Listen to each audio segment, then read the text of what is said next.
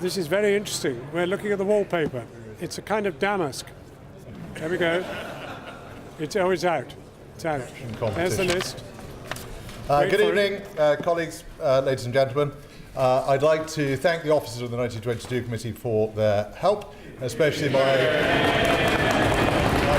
two assistant returning officers, Dame Cheryl Gillen and Charles Walker.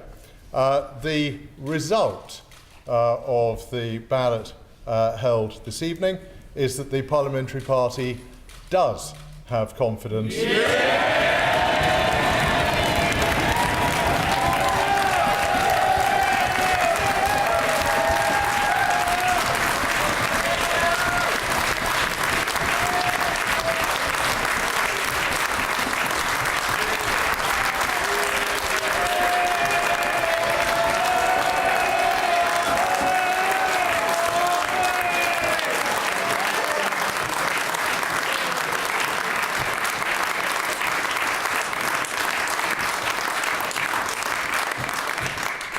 Does have confidence in Theresa May as leader of the Conservative Party. The number of votes cast in favour of having confidence in Theresa May was 200 and against was 117. Under the rules set out in the constitution of the Conservative Party, no further confidence vote can take place for at least 12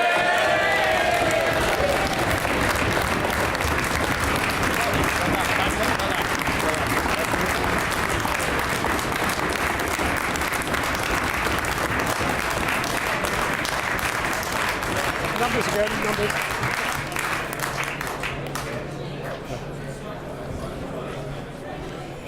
$200 for Theresa May, 117 for against her. Well, that decides the issue of her leadership. You've been seen off, Bernard Jenkins. We wanted to give the party an opportunity to decide some very serious issues, and those issues are now on the table and are exactly the same as they were before today. And for 117 of my colleagues to express no confidence in the Prime Minister is quite a serious blow.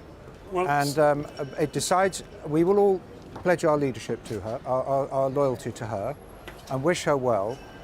But the message is she's got to bring back a very, very substantial change in the deal in order that it gets through the House of Commons. And bear in mind, those improvements are not necessarily just for us. They're for her coalition partners as well. At the moment, she doesn't actually have the authority to govern in the House of Commons. Simon Clarke, a resounding victory for the Prime Minister. Well, I'm pleased for her, but the truth of the matter is as well, it does, as Bernard said, point to the fact there was a very substantial rebellion within the Tory ranks. The payroll vote is in the region of 140, so a clear majority of Conservative backbenchers did not vote confidence this evening, and that is a mark of real concern. Let's cut to the quick. This occurred because of the deal she offered to the House. The House have not punished her for the deal. The House has, in fact, kept her as their Prime Minister. They clearly do see her as the agent of that deal, and that deal must go through. I don't think that's right. I mean, the truth of the matter is, obviously, the deal will be revised. That was something that she talked about at length in the 22, and I really do sincerely hope that she is capable of bringing about the legally binding changes which are required. She was emphatic it will need to be more than just words. You can't have legally bound changes unless you reopen the negotiations. Well, that was the question I asked. There are no renegotiations possible. Europe has said no. Well, let's deal with what comes about rather than hypotheticals. But it has to be said, unless there are substantive legal changes to this deal, then I think it's very unlikely it will win support from either myself or a significant number of Conservative backbenchers.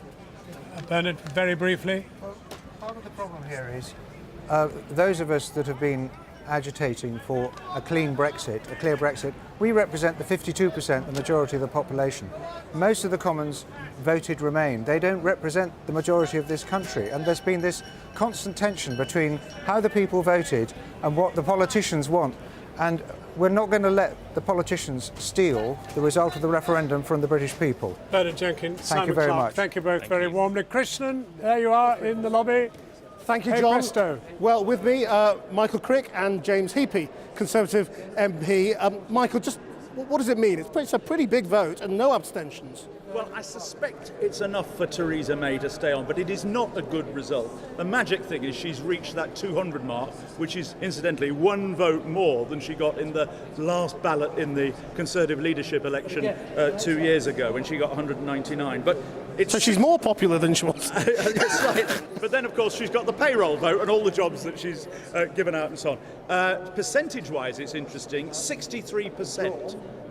So more than a third of the party have voted against her. Margaret Thatcher stood down in 1990 when she only got 57%. So there's the comparison there. On the other hand, John Major, he got a bit more, and he got 66%. So 63%, only 200 MPs.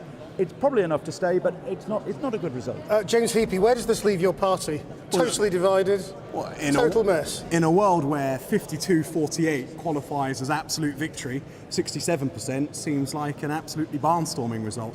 I think the Prime Minister has been... I mean, this is a shameful day for your party, though, isn't it? It's embarrassing. I would agree, absolutely. Awful and, you know... Christian, on that we agree absolutely. I cannot believe that colleagues saw merit in asking the parliamentary party to do what has been done today.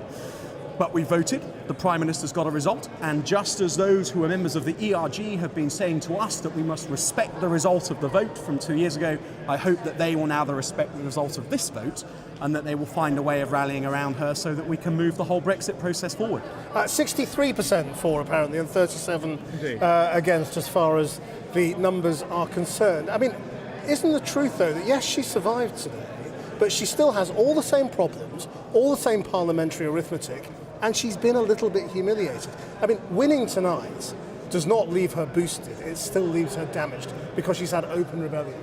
I'm not sure that you guys have seen anything from the result tonight that you weren't expecting, so I'm not sure that her position tonight but when is she any goes to different Europe... from the, well, maybe, but that was the folly of the decision that the ERG and those that support them took in triggering this leadership election. But look, it's been done, the result has been had, and everybody surely knows, it was clear in the 22 meeting earlier on, that the only route forward from now is everybody stays in their trenches, nothing changes. And if people are willing to now get out of their trenches, respect the result of the vote that's been had tonight, and actually try to find a common position around which we can all rally, then there's a route forward.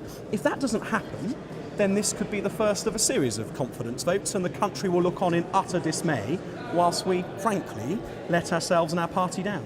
Although officially there can't be another Conservative Party confidence vote for another year now. So that is a gain for Theresa May. And we've had all this speculation for more than a year that there was going to be one of these confidence votes. It's now happened. It's now off the agenda for a year. When it comes to negotiating in Europe, sure, on the one hand, the people she's negotiating with will know that that she is sort of secure. On the other hand, they'll also be aware that more than a third of her parliamentary party have no confidence in her, and that will make them ask, well, is there any point in negotiating when she has lost so much of her party? Just a brief sentence. We've got to go, but I mean, are we closer, do you think, to another referendum? I don't think so, because I think the parliamentary process that stands between tonight and a referendum is so enormous, and it took 348 days to get the EU withdrawal bill through this place. If you think a bill for a referendum would be any less contentious, then I think you're in cloud cuckoo land. But I do think tonight changes one key thing. The DUP can no longer assume that we're going to change our leader, and that, I think, makes for some very interesting conversations between the PM and the DUP in the days ahead. Thank you both very much. John. Thank you very much indeed, Krishnan. And I'm joined for our final pairing of the evening by the Solicitor General, Robert Buckland, and indeed from Anna Karenina, Anna Karenina, as I rudely said. I wasn't. I think it's a compliment, actually. We're delighted Never mind. I'm not Rob delighted. Now, listen, let's just make sense of this. 63% she got. Is that a ringing endorsement? No. Robert Buckland? Look, she's done well, but she...